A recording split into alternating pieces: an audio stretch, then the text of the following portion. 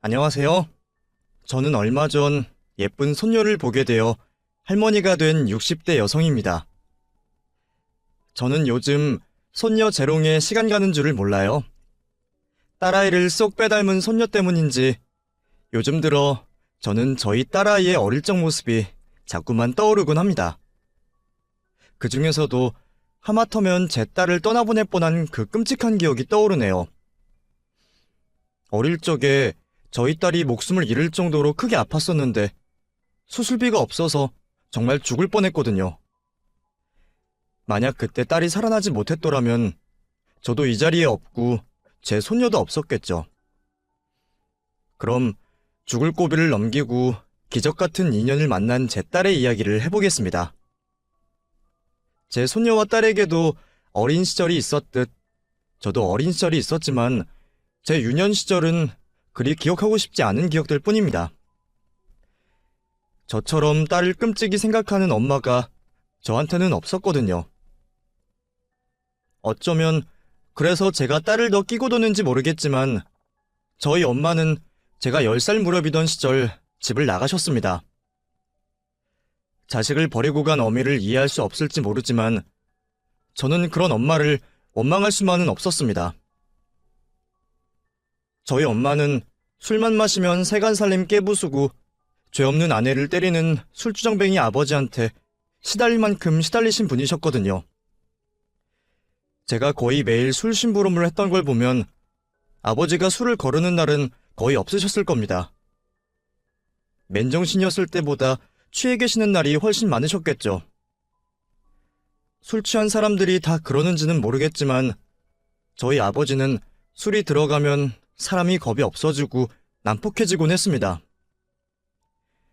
평소 밖에서는 밀린 임금 달라는 소리도 못하고 다니면서 꼭 집에서는 처자식 앞에 소리 지르고 윽박 지르며 집에는 늘 큰 소리가 나곤 했습니다.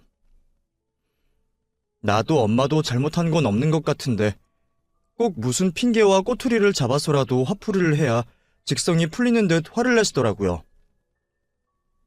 엄마는 그 고생을 10여 년을 견디셨고 같이 괴로웠던 저는 차라리 엄마가 나를 데리고 도망가줬으면 좋겠다 생각하곤 했었어요.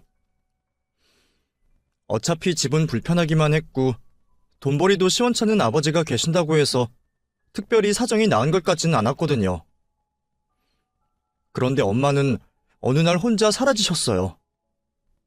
그때가 제가 10살 되던 해였죠. 학교 다녀왔다고 인사하러 주방으로 곧장 뛰어들어가는데 엄마가 어디에도 안 계시는 겁니다. 방에 계시나 싶어서 방문을 열어보니 거기도 엄마의 흔적은 없었어요. 그제서야 저는 집안이 평소와는 다르다는 걸 느꼈습니다. 장롱을 열어본 저는 엄마가 유일하게 가지고 계시던 큰 짐가방이 사라졌다는 걸 발견했습니다.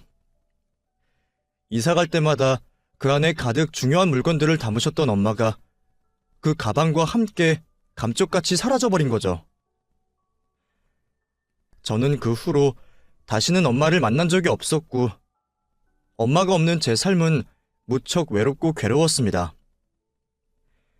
아버지는 엄마가 도망을 간 이후 더 자주 술을 드셨고 가끔씩은 아줌마들을 집에 데려오곤 하셨어요. 무서운 아버지랑 단둘이 있는 것도 싫었지만 집에 모르는 사람이 들어오는 것도 달갑지 않았죠. 아무리 생각해도 어린아이가 자라기에는 좋지 않은 환경임이 분명하네요. 그래서 저는 늘 하루빨리 나이가 들고 싶었습니다. 내 몸 하나 건사할 수 있는 나이가 되면 언제라도 그 집을 벗어나서 새 삶을 살고 행복해지고 싶었거든요. 하지만 집을 벗어났다고 해서 쉽게 행복이 찾아오는 건 아니었어요. 아버지를 벗어났지만 세상은 녹록지 않더라고요. 무턱대고 집을 나왔지만 그 나이 여자애가 갈 만한 곳은 그리 많지 않았습니다. 그래서 저는 18살 나이에 공장의 객공으로 취직을 하게 되었어요. 그때는 여자들이 많이들 공장에서 미싱을 돌리던 시절이었거든요. 그래서 저도 아는 언니 따라 서울로 상경해 공장에 취직을 하게 되었습니다. 그 당시 저희 같은 사람들을 공순이라고 불렀는데 지금이야 그러려니 하지만 그때는 공순이라는 말이 정말 듣기 싫었어요. 그래도 그 공순이들이 있기에 대한민국 산업이 부강하는 거라며 저는 나름의 자부심을 가지고 일을 했습니다. 그렇게 저는 공순이 생활을 오래 했어요. 18살 꽃띠 나이에 처음으로 미싱을 잡고 저의 20대 시절이 모두 공장에 남아 있었죠. 일하면서 받은 월급은 얼마 되지 않지만 저는 그 돈을 아끼며 차곡차곡 모았습니다. 먹고 싶은 것 안 먹고 사고 싶은 것 안 사면서 무조건 저축하기가 쉽지는 않았어요. 시골에서만 살다가 처음으로 도시 풍경을 본 탓에 나도 극장 구경 가고 싶고 다방도 가보고 싶었지만 그때는 어떻게든 허리띠 졸라매고 참았습니다. 그렇게 모은 돈으로 이루고 싶은 꿈이 있었거든요. 제가 바란 건 그리 큰 꿈은 아니었어요. 그냥 좋은 남자 만나서 서로 힘 합쳐서 결혼해 예쁜 가정을 꾸리는 것. 그게 제가 바라던 유일한 것이었습니다. 부모님 두 분 다 살아계시니 고아는 아닌데 차라리 고아가 낫겠다 싶을 정도로 외롭게 지냈으니 어른이 되면 내 힘으로 내 가정을 꾸리고 싶었거든요. 돈도 그래서 아등바등 모았던 거죠. 그때는 저도 꿈만 야무졌는지 결혼할 만한 남자를 찾는 건 쉽지 않았습니다. 제가 제일 기피하던 사람이 저희 아버지 같은 사람이었는데 세상 남자들은 죄다 저희 아버지 같더라고요. 어쩜 그렇게들 술, 담배를 좋아하는지 일단 술 마신다고 하면 퇴짜를 놓다 보니 만날 남자가 별로 없었죠. 그러다 만난 게 제 남편이었습니다. 제가 원하는 남자 조건을 알고 있던 지인 하나가 술을 절대 안 마시는 남자라며 소개를 해줬거든요. 술을 안 마셔서 그런지 맑은 얼굴에 쑥스러운 듯 제 눈을 잘 마주치지 못하는 남자가 무척 순수하고 귀여워 보였습니다. 보통 남자는 남자다워야 한다며 허세 있는 남자들이 많은데 저는 그런 게 정말 싫었어요. 어쩌면 그런 게 전부 폭력적인 아버지와 관련된 저의 유년 시절 트라우마였을지도 모르겠지만 저는 순해 보이는 남편이 마음에 들었고 저희는 계속 만남을 가지게 되었어요. 그리고 만난 지 반년 만에 결혼을 결정하게 되었죠. 그때는 중매 결혼이 더 많은 시절이라 연애 결혼도 길게 연애하는 일이 별로 없었어요. 반년 정도 만났으면 만날 만큼 만나봤다 싶어 결혼하는 게 자연스러웠죠.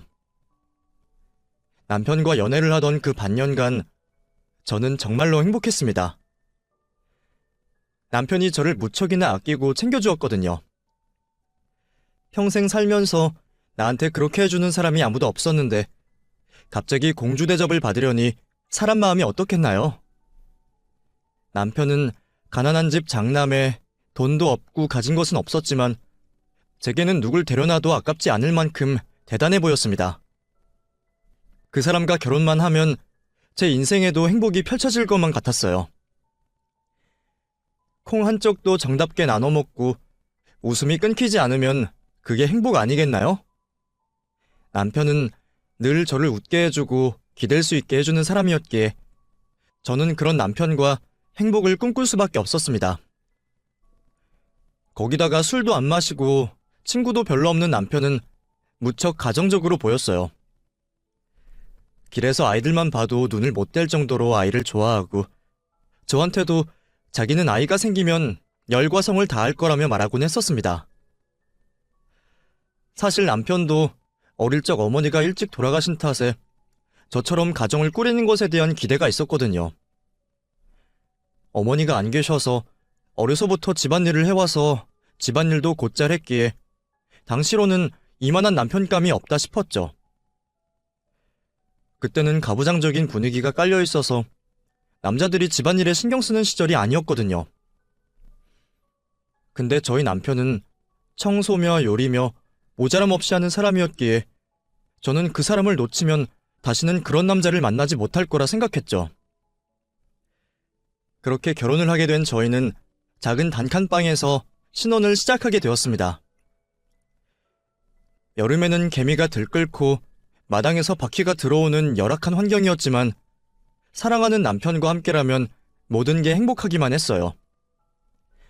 늘 외롭고 안타깝던 내 인생이 이제 드디어 펴지는구나 싶었습니다. 금슬이 좋은 덕인지 저는 결혼하고 1년 만에 아이를 가지게 되었습니다. 결혼해서 남편한테 사랑받으며 우리 부부 닮은 아이 낳고 살기를 바라던 제 꿈이 드디어 이루어지는 날이었죠.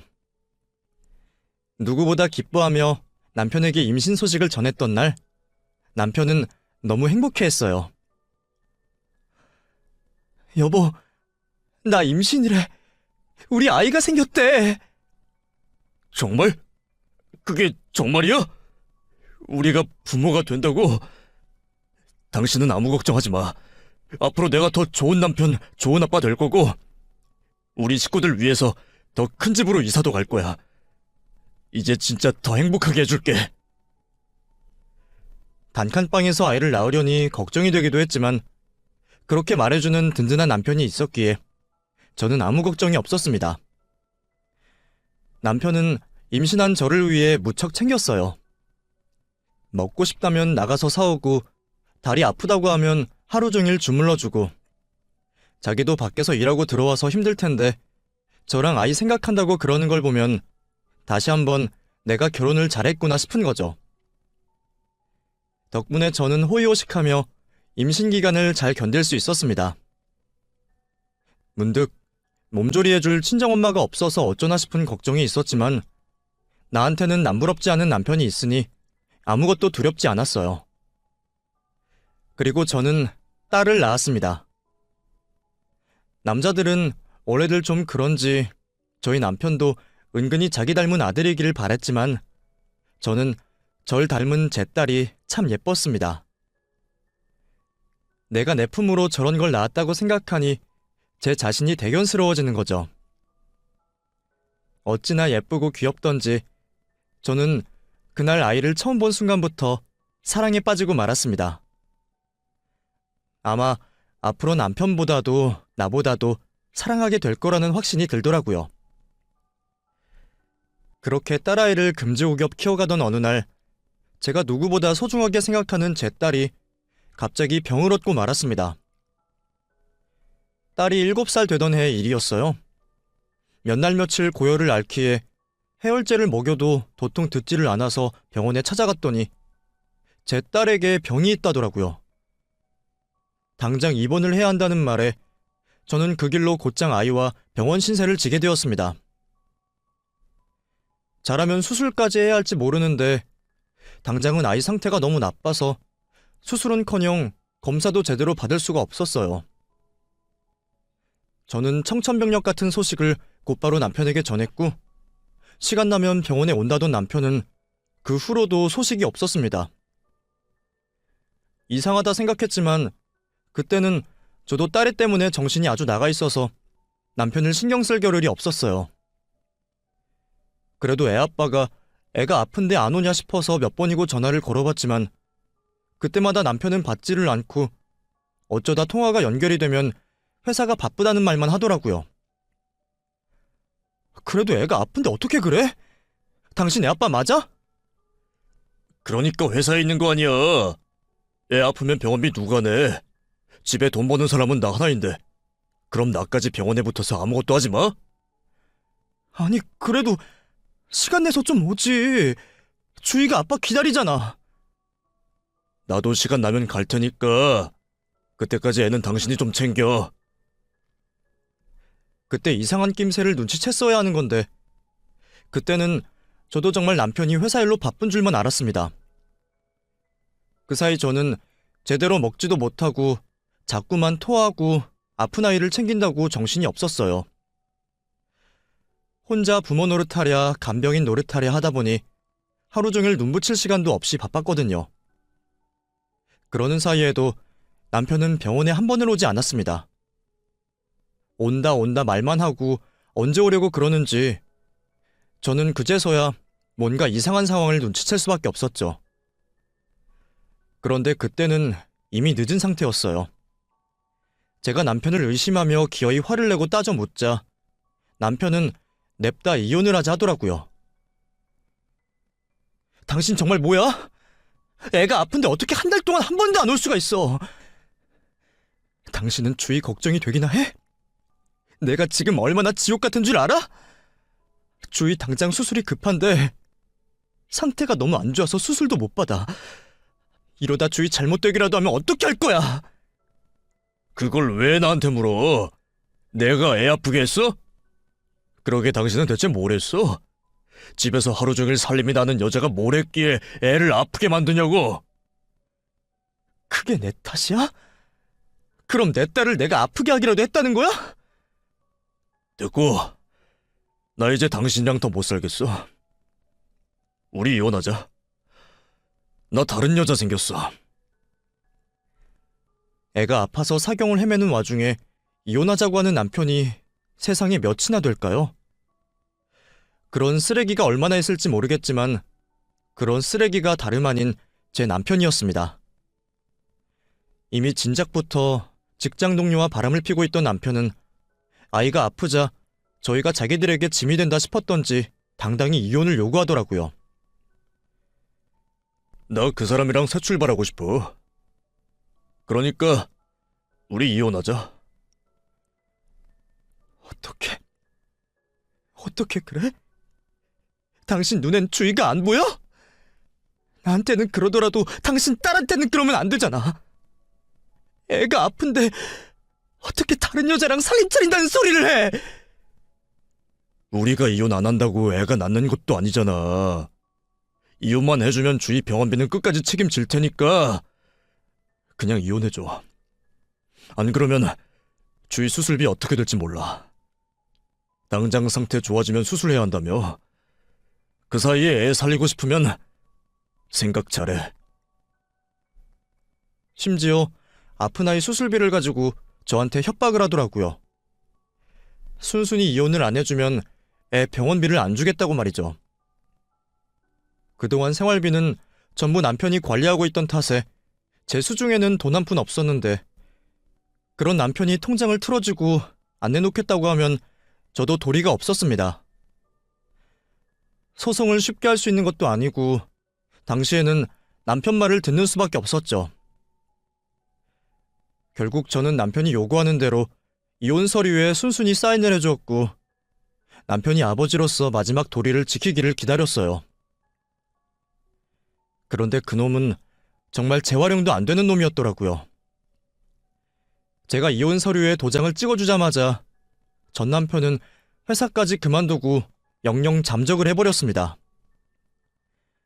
번호가 바뀐 남편의 전화만 계속 두드리며 얼마나 애가 타는지 몰라요. 아무리 그래도 아빠로서 마지막 도리는 할 거라고 생각했는데 그 사람에게는 저와 딸애가 짐이었던 모양입니다. 나한테 다 해줄 것처럼 굴던 사람이 어떻게 이럴 수 있는지 도저히 믿기지 않았죠. 그렇다고 제가 아픈 아이를 두고 병원 밖으로 남편을 찾으러 다닐 수도 없고 당장 아이는 수술을 해야 하는 상황에 정말 미칠 것 같았습니다. 돈은 한 푼도 없지, 수술을 못 받으면 아이는 죽는다지. 이걸 어떻게 해야 할지 답이 없는 상황이었어요. 내가 가진 것 다 팔고 끌어봤자 그동안 밀린 입원비도 해결이 안 되는데 당시에 몇백만 원 하는 그 큰 돈을 제가 어디서 구하나 말이에요. 아이 앞에서는 티를 낼 수 없던 저는 매일 밤마다 병원 마당 구석에서 숨죽여 울곤 했습니다. 오죽하면 종교도 없던 제가 하늘에 빌어보고 사정하고 별짓을 다 했죠. 그러다 어느 날 우는 저를 달래주는 한 사람을 만났어요. 나와 엇비슷한 또래로 보이는 여자였는데 그 여자도 무슨 사정이 있는지 다 죽어가는 모습으로 있더라고요. 자기도 상황이 그리 좋아 보이지는 않는데 누가 누굴 걱정하는지 저한테 무슨 일이 있냐 묻는 물음에 저는 저도 모르게 제 기구한 사정을 털어놓았습니다. 어려서 엄마가 도망가고 주정뱅이 아버지랑 살다가 이제는 남편까지 바람나서 아픈 애 버리고 도망가버리고 수술받아야 살 수 있는 아이는 곧 죽을 날만 받아놨다고 말이죠. 그 사람도 제 사정이 딱한지 저를 한참 토닥여 주었지만 그 사람도 제게 도움을 줄 수는 없었습니다. 그래도 누구한테 말을 하고 보니 마음은 좀 풀리더라고요. 하지만 제 마음이야 어떻든 무슨 상관이겠어요. 결국 수술을 받지 못한다면 제 딸은 죽을 목숨이기에 저는 제 딸을 지키지 못했다는 죄책감에 시달릴 수밖에 없었습니다. 아이가 수술을 못 받아서 죽는다면 결국 나도 죽어야 하는 거겠죠. 그 사이 수술 날짜는 다가오고 돈을 구하지 못했던 저는 아이와 함께 강물에 떨어질 결심까지 하고 말았습니다. 아이에게는 너무나 미안했지만 당시에는 정말 도리가 없었어요. 그런데 그때 누가 저희 딸의 병원비를 냈다는 소식을 듣게 되었습니다. 어머니, 주위 수술비 수납돼서 일주일 안에 바로 수술 들어갈 거예요. 예? 그게 무슨 말이에요? 누가 수술비를 냈다는 거예요? 모르셨어요? 주위 아시는 분이라고 어떤 여자분이 내고 가셨는데? 검정 옷을 입고 마르고 단발머리인 여자분이셨어요. 누군지 모르세요? 순간 저는 며칠 전 저의 한탄을 들어주었던 그 여자가 생각이 났습니다. 간호사가 설명하는 인상착의가 딱 그 사람이었거든요. 하지만 저는 그분이 누군지 알 수가 없었습니다. 큰돈을 건네면서도 누군지 밝히지도 않고 가는 바람에 저는 그분의 이름 석자도 알 수 없었죠.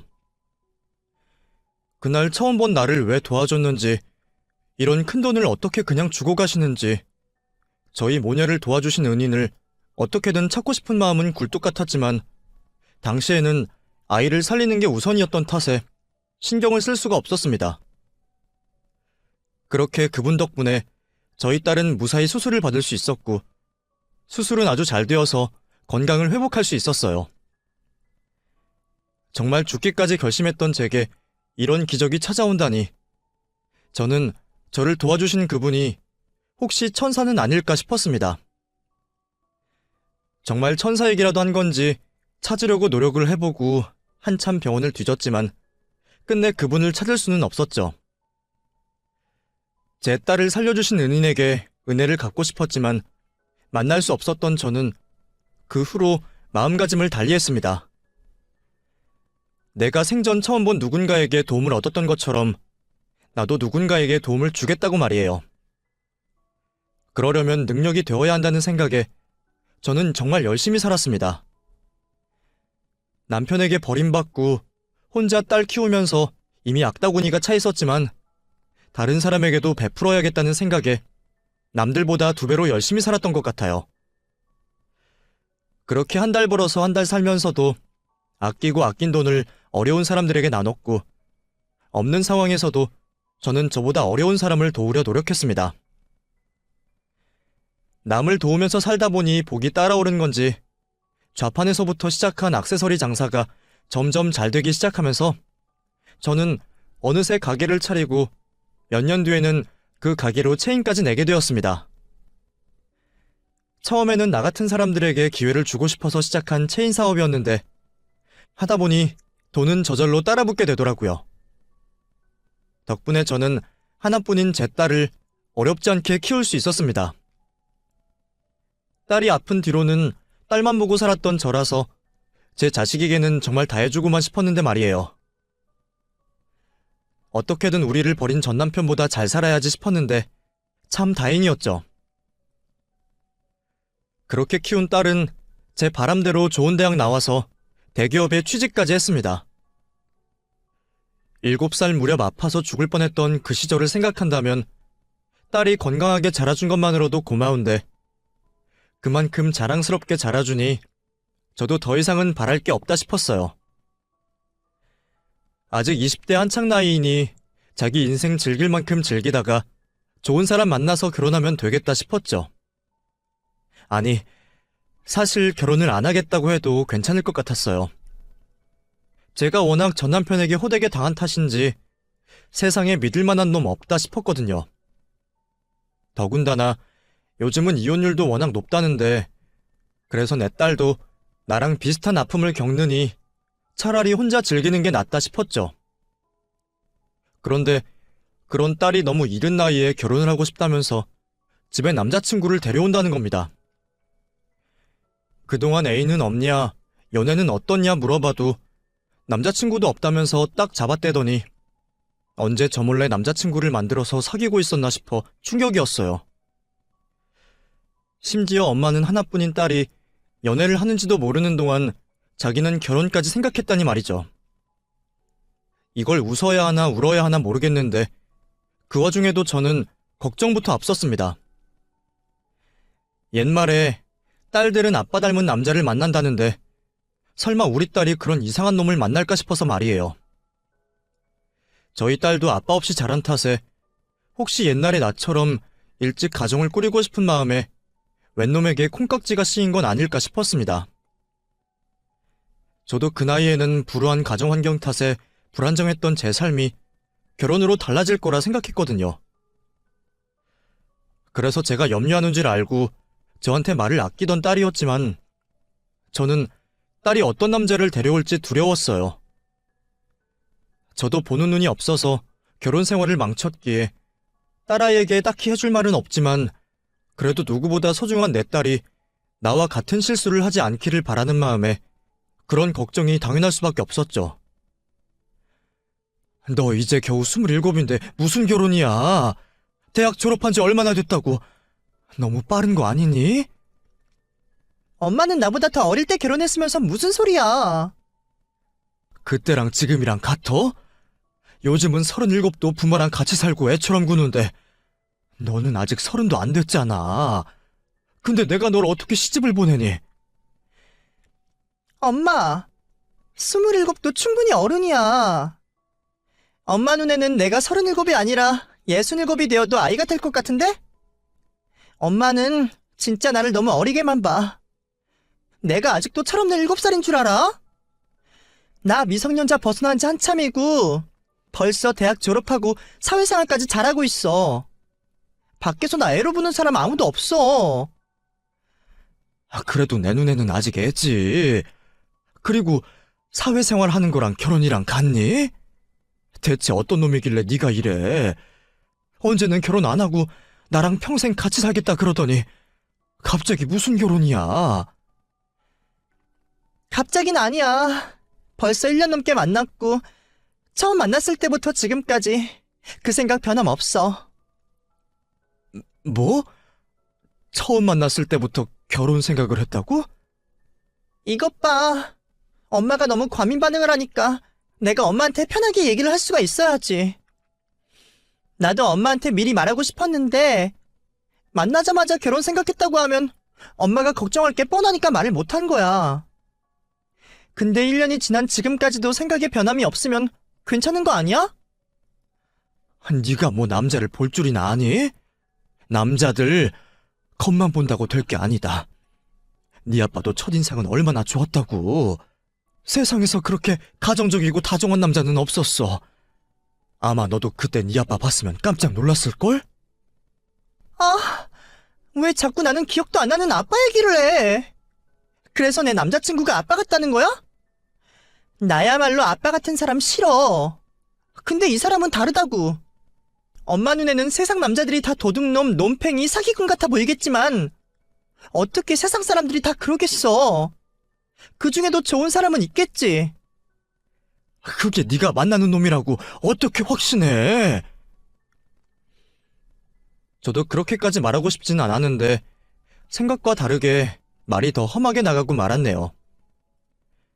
저도 아량이 넓은 엄마가 되어 아이가 누굴 데려와도 자식의 선택을 믿고 존중해주고 싶었지만 제가 한번 뼈아픈 고통을 겪어봤던 사람이라 그런지 딸의 남자 문제에 대해 예민할 수밖에 없었습니다. 가뜩이나 예전에 대학 다닐 때도 어디서 말도 안 되는 남자친구를 만나느라 제 속을 썩인 일이 있었는데 제가 어떻게 딸의 안목을 믿을 수가 있겠어요.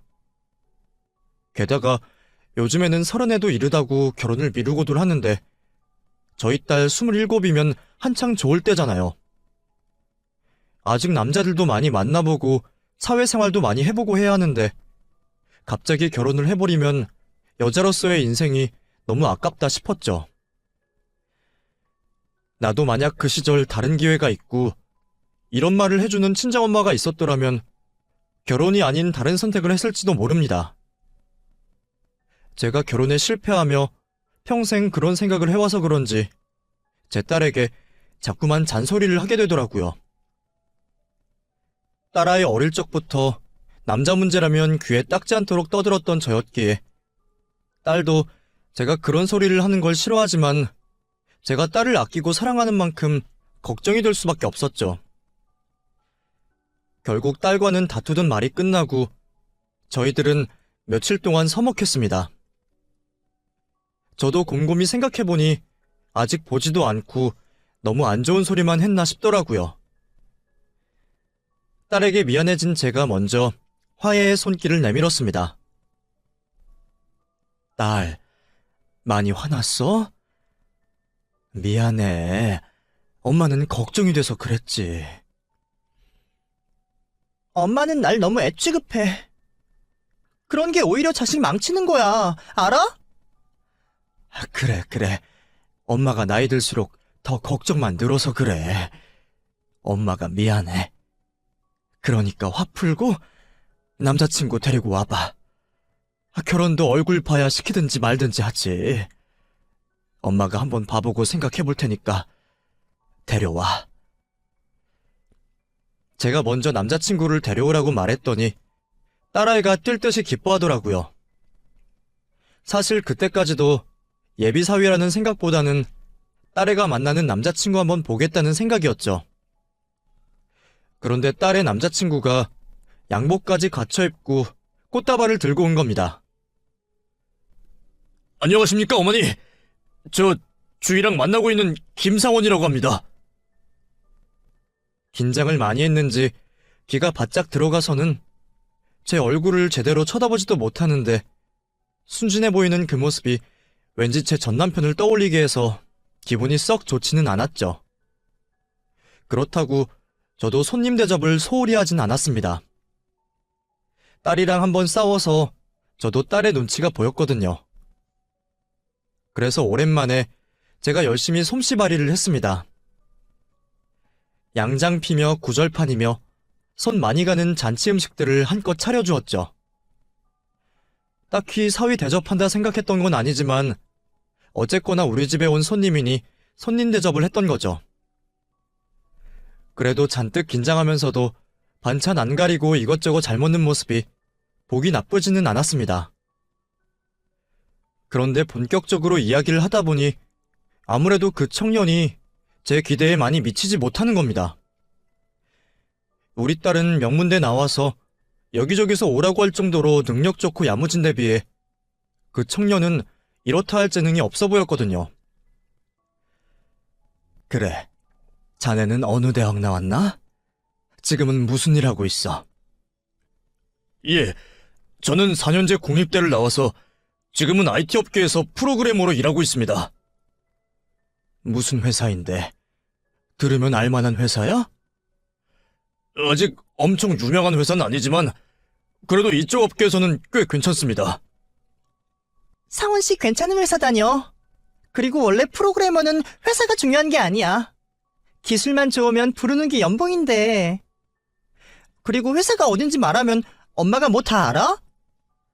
너는 왜 끼어들고 있어? 네가 남자친구 대변인이라도 되니? 아니, 엄마가 너무 몰아세우니까. 딸애는 제가 자기 남자친구를 구박이라도 할까 싶은지 계속 옆에서 말을 거들며 눈을 떼지 못하더라고요. 차라리 가만히나 있지 저는 그게 더 꼴보기가 싫었죠. 오죽 못난 놈이면 내 딸이 못 믿어워서 대신 말을 거드나 싶어서 말이에요.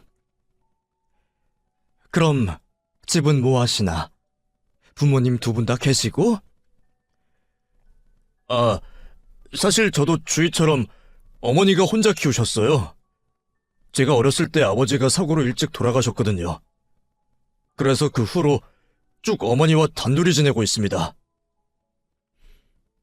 워낙 구김없어 보이기에 그런 사정이 있을 줄은 몰랐는데 저도 혼자 주위를 키웠기에 그 청년도 어머니와 단둘이 살았다는 말에 마음이 쓰였죠. 하지만 동정으로 딸의 결혼을 결정할 수는 없는 거잖아요. 들어보니 그동안 학자금 대출 갚느라 아직 모은 돈도 별로 없는 것 같고 우리 딸애처럼 대기업 다니는 것도 아닌 것 같은데 저는 여러모로 아쉬울 수밖에 없었어요. 남녀 평등이라 여자들이 남자들보다 잘 나가는 세상이라고 하지만 그래도 여자는 자기보다 능력 좋은 남자 만나서 든든하게 기댈 수 있으면 좋잖아요. 그 청년이 기술이 얼마나 좋아서 얼마를 벌든 저희 딸애보다 연봉이 적을 것 같은데 그걸 보고 자격지심 같은 건 없을지 괜히 나중에 우리 애만 고생하는 건 아닐지 걱정이었습니다. 그래도 사람 자체는 좋아 보여 다행이다 싶었어요. 아니나 다를까 그 청년이 돌아가고서 주희가 하루 종일 제 옆에 붙어서 자기 남자친구 칭찬을 하는 겁니다.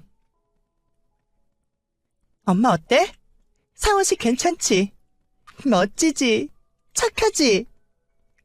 어우, 너 눈에 콩깍지 씌어서 뭐 제대로 보이기나 하니? 뭐 생긴 건 나쁘지 않고 사람은 좋은 것 같다만 그것도 모르는 거야. 사람은 겪어보고 뒤집어 봐야 알아. 너 겉으로 봐서 사람 다 알 수 있니? 몇십 년을 알고 지내고 서로 알몸까지 봐도 그 사람 속 모르는 게 태반이야. 지금 너한테 잘하고 좋은 모습 보인다고 다 믿을 수가 없어. 그래도 상원 씨는 달라. 저 사람은 진짜 좋은 사람이야. 왜 내가 다쳐도 다른 사람 먼저 살리는 사람 있잖아. 상원 씨가 딱 그런 사람이야. 엄마는 손해보는데도 다른 사람한테 선뜻 도움 줄 수 있어? 그거야 상황이 어떠냐에 따라 다르지. 네가 너무 좋은 모습만 보는 거 아니야? 엄마가 상원 씨를 직접 겪어봐야 아는 건데. 엄마 말대로 사람 안 겪어보면 어떻게 알아. 근데 나는 알아. 그래서 이 결혼 확신이 생긴 거고. 엄마가 왜 그렇게 걱정을 하는지, 내 결혼을 염려하는지 아는데 나는 엄마가 나를 조금만 더 믿어줬으면 좋겠어. 나 엄마가 그렇게 무르게 키우지 않았잖아. 딸애가 당신이 키운 자식 한번 믿어보라며 그런 말을 하는데 순간 말문이 탁 막히더라고요. 내가 열과 성을 다해 키웠는데도 내가 내 딸을 못 믿는다는 게 우스운 일이기는 했습니다. 머리로는 그걸 알면서도 왜 매번 실행이 안 되는 건지 저도 답답해서 죽을 것 같았어요. 그럴 때마다 저는 차라리 딸애가 죽을 고비를 넘기지 않았더라면 미련이 좀 덜했을까 싶은 생각이 들곤 했습니다. 자식을 한번 잃을 뻔하고 나니 자꾸 염려가 되었거든요. 그래도 결국 고비를 이겨낸 건 제가 아니라 주희였죠. 저는 옆에서 있어줬을 뿐 한 건 별로 없었으니까요. 그래서 저는 딸의 말대로 딸애를 믿어보기로 했습니다. 어차피 나 닮은 딸의 고집이 꺾는다고 꺾일 것도 아니고 자기가 그렇게 확신하고 결혼을 하고 싶어 하는데 제가 말릴 수나 있을까 싶더라고요. 그래서 딸이 하고 싶은 대로 하게 두기로 했어요. 이러다가 정말 이혼을 하게 될지 백년해로 할지 어차피 아무도 모르는 건데 겁이나 내지 말자 싶었거든요. 나도 이혼했다고 인생 망한 것도 아니고 27살이면 자기 결정에 자기가 책임질 나이가 되었다 싶었죠. 그렇게 딸애도 그 집에 인사를 드리러 다녀오며 곧바로 상견례 날짜를 잡게 되었습니다. 그쪽이나 저나 둘 다 혼자라 그건 참 다행이다 싶었네요. 남편을 잃은 방식은 다르지만 둘 다 혼자인 게 비슷한 처지라 생각돼서 그런지 저는 왠지 만나기 전부터 사돈이 편하게 느껴졌습니다. 안녕하십니까. 저 주희 엄마입니다. 네, 안녕하세요. 상원이 엄마입니다. 만나뵙게 돼서 반갑습니다. 자식둔 엄마의 입장으로 인사를 나누고 보니 왠지 그 얼굴이 낯이 많이 익더라고요. 내가 편하게 느껴서 그런 건지 몰라도 꼭 어디선가 본 적이 있는 듯한 얼굴이었습니다. 근데 혹시 우리가 어디서 만난 적이 있나요? 분명 처음 뵙는 것 같은데 이상하게 낯이 익어서요. 글쎄요. 저는 오늘 처음 뵙는 것 같은데요. 저를 모른다는 사돈의 말에 저는 제가 착각을 한 거라 생각하고 말았습니다. 하기사 장사하면서 별별 손님 다 만났으니 누굴 봐도 닮았다 싶을 수 있겠다 생각했죠. 상견례가 시작되고 저희는 아이들 결혼에 대해 이야기를 나누었습니다. 결혼식은 언제쯤이 좋을지, 집은 어떻게 할지, 예물 예단은 어쩔지 정하고 같이 고민해야 할 게 너무 많더라고요. 각자 자식이 하나이다 보니 자식 결혼이 처음이라 사돈이나 저나 어려운 것 투성이었네요. 아유, 참 애들 결혼시키는 것도 쉬운 일이 아니네요. 뭐 이렇게 정할 게 많은지. 저희 때는 그냥 반지 하나 나눠 끼고 말았는데 말이죠. 그러게요. 저도 자식 결혼이 처음이라 어렵네요. 그럼 우리 나머지는 애들끼리 정하라고 하고 편히 얘기나 합시다. 이러다가 밥 먹는 것도 얹히겠어요. 그럴까요?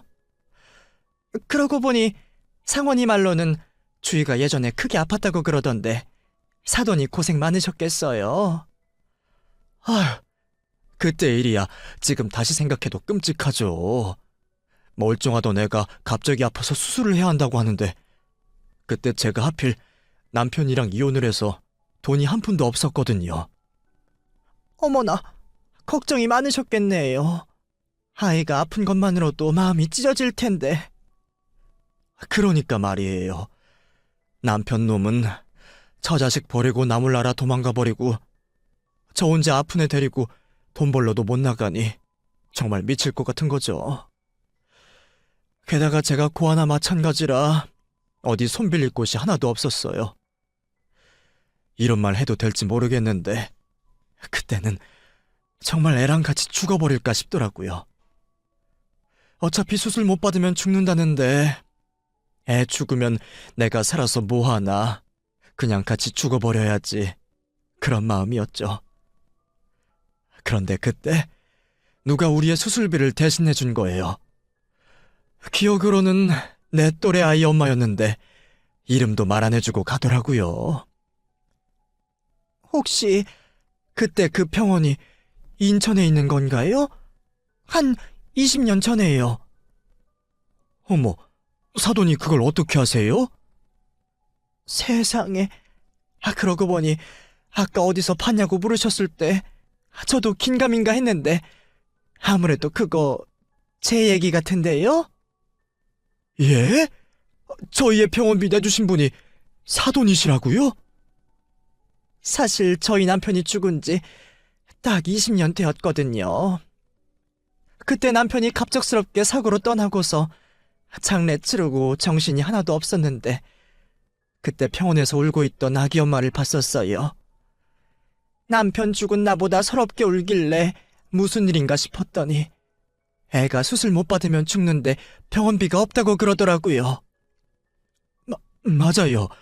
내가 그때 그분을 붙잡고 얘기를 했었어요. 돈이 없어서 애를 죽이게 생겼다고. 마침 저희 애랑 나이도 얼마 차이 안 나고 안타까워 보여서 마음이 쓰였어요. 근데 마침 저희 남편 앞으로 보험금이 얼마 나왔더라고요. 애초에 사망보험으로 넣은 게 아니라서 많지는 않지만 어린애 하나는 살릴 수 있는 돈이었죠. 그래서 제가 병원에 그 아이 수술비를 대신 냈어요. 괜히 신원을 밝히면 빚이라 생각해서 부담스러워 하실까봐 익명으로 해서요. 저도 너무 오래돼서 아이 이름이 기억은 잘 안 나는데 지금 생각해보니 주의가 맞았던 것 같네요. 세상에. 오래전 이야기지만 제게는 너무 생생한 그날의 기억이었습니다. 그런데 그런 제 기억과 정확히 일치하는 사돈의 설명에 저는 온몸에 소름이 돋는 기분이었어요. 오래전 내 딸의 수술비를 대신 내주셔서 두 사람의 생명을 살리고 내가 남들에게 똑같이 베풀며 살게 해준 그 은인이 내 사돈 될 사람이라니. 어떻게 우리가 20년 만에 사돈지간으로 다시 만날 수가 있었을까요? 그 당시에는 통성명도 하지 못하고 감사하다는 인사도 제대로 드리지 못해서 평생 갚지 못한 은혜를 비처럼 여기며 살았는데 말이죠. 드라마에서도 없을 기막힌 인연에 저는 온몸이 떨렸습니다. 세상에, 그분이 사돈이셨군요. 그때 사돈이 아니었더라면 저나 제 딸은 지금 이 자리에 없었을 겁니다. 정말 죽음을 결심할 만큼 힘든 상황이었는데 아무도 도와주는 사람이 없던 상황에 저를 도와주는 사람이 있다니 저는 천사일 거라고만 생각했어요. 비루하게 고생만 하다 죽게 된 나를 가엾게 생각해서 하늘에서 마지막으로 기회를 주신 거라고 말이에요. 그게 아니면 믿을 길이 없었는데 그게 사돈이셨다니 제가 이제 와서 뭐라고 감사를 드려야 할까요? 무슨 말로도 그 감사함을 표현할 수가 없기에 말 대신 눈물만 쏟아지더군요. 저야말로 감사하죠. 주희도 사돈도 살아주셔서 정말 감사합니다. 그때 제가 주희를 돕지 않았더라면 우리 상원이 좋은 인연이 없어질 뻔했네요. 어쩌면 정말로 하늘이 도와주신 걸지도 모르겠어요. 정말 그래요. 이건 그런 게 아니면 말이 안 되잖아요. 어떻게 이런 인연이... 그러게요. 지금 생각해보니 그때 저희 남편이 도와준 건 아닌가 싶네요. 자기는 떠났지만 남은 우리 상원이 좋은 사람 만나서 행복해지라고 말이에요. 따님 잘 키워주시느라 고생 많으셨어요, 사돈. 그날 저는 숨도 제대로 쉬지 못하고 사돈을 끌어안고 오열할 수밖에 없었습니다. 저희가 얼마나 울어댔는지 애들은 저희 분위기에 놀려 아무 말도 하지 못하고 놀라고만 있었습니다.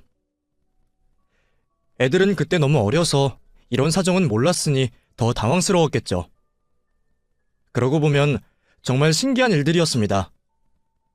애들이 그런 일을 알고 만난 것도 아닐 텐데 어떻게 하고 많은 사람들 중에 서로를 딱 만나게 되었을까요? 그런 은인의 자식을 진작에 못 알아보고 사위가 마음에 드니 많이 했던 제가 원망스러울 정도였죠. 저는 이 엄청난 기적을 그저 감사하며 받아들일 수밖에 없었습니다. 그 후로는 오히려 제가 애들 결혼을 시키고 싶어서 안달이었죠. 20년 만에 기적 같은 재회가 끝이 나고 저와 사돈은 금방 다시 만나게 되었습니다. 그날 애들 결혼 이야기를 미처 다 끝내지 못해서 만나기로 한 거지만 막상 만나고 나니 또 옛날 얘기를 하게 되더라고요. 내가 사돈께 은혜를 입고 어떤 마음가짐으로 살게 되었는지 서로 오래전 헤어진 친구처럼 그동안의 소식을 나누었습니다. 사실 제가 지금 이러고 사는 것도 다 사돈 덕분이에요. 은인을 직접 찾아서 은혜 갚고 싶은데 그럴 수가 없으니 나도 남들한테 베풀며 살아야겠다 싶었어요. 그래서 열심히 일해서 베풀고 또 일하고 그러다 보니 돈은 저절로 따라오더라고요. 아니에요. 저는 그런 도움 받아도 사돈처럼은 못했을 거예요. 사돈이 좋은 분이라 운이 따라온 거지. 아무나 그렇게 되나요? 그러고 보면 사돈은 그런 도움 받으실 만한 분이십니다. 제가 아니더라도 누군가는 꼭 사돈을 도왔을 거예요. 아유, 다 사돈 덕이라니까 그러세요. 저 정말로 사돈 이렇게 만나게 된 게 너무 다행이라 생각이 듭니다. 그동안 제가 직접 은혜를 갚고 싶어서 얼마나 안달이었는지 아세요? 남들한테 베풀었던 것도 혹시 이러다 보면 내게 도움 주신 분께 도움이 돌아가지 않을까 싶어서 그랬던 거예요. 근데 이제 직접 뵙게 됐으니 앞으로 제가 남은 평생 은혜 갚으면서 살겠습니다. 그날 후로 저와 사돈은 둘도 없는 친구가 되었습니다. 정말로 20년 못 보고 살았던 친구처럼 남은 평생을 서로 의지하며 살기로 했죠. 그럴 일은 없겠지만 혹시 애들이 이혼을 하더라도 우리는 헤어지지 말자고 약속까지 하고 말이에요. 아마 저희 때문이라도 애들이 쉽게 헤어지지는 못할 겁니다. 사위를 보면 그럴 걱정이 없기도 하고요. 딸아이 말처럼 사위는 요즘 보기 드물 정도로 좋은 청년이었습니다. 하긴 그 어머니 밑에 낳은 자식이라면 당연히 그럴 수밖에 없겠죠. 그래서 저도 이제는 사위를 제 아들처럼 생각하고 있어요. 이제는 딸보다도 사위랑 자주 만나서 오히려 딸이 질투를 할 정도네요. 내가 제일 아끼는 그 아이들이 이제는 아이까지 낳고 저희도 할머니가 되었네요. 아이를 본다는 핑계로 저와 사도는 요즘도 매일같이 만나고 있습니다. 그리고 나중에 몸이 불편해지면 같이 실버타운에 들어가기로 했어요. 물론 돈은 제가 내기로 하고요. 생명의 은인에게 그 정도는 해야 하는데 제가 이러려고 돈을 벌었구나 싶더라고요. 그럼 앞으로 제 인생이 얼마나 남았을지는 모르지만 제가 세상을 떠나는 그날까지 저는 은혜를 갚으며 살아가겠습니다. 여러분들도 언제 어디서 귀한 인연을 만날지 모르니 늘 좋은 마음을 품고 살아가시길 바랍니다. 감사합니다.